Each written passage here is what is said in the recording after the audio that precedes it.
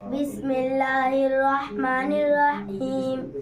آج کا سبق نماز کے رکوع سجدے کا بیان۔ سوال نمبر 1، رکوع کی ادنیٰ مقدار کیا ہے؟ جواب نمبر 1، رکوع کی ادنیٰ مقدار اس قدر جھکنا ہے کہ ہاتھ گھٹنوں تک پہنچ جائے۔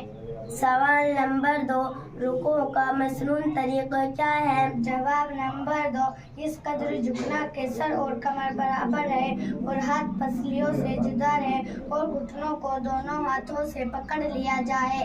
سوال نمبر 3، اگر بڑھاپے کی وجہ سے اس قدر کمر جھک جائے یا کوئی اتنا کپڑا ہو کہ رکوع کی شکل بن جائے تو رکوع کس طرح کرے؟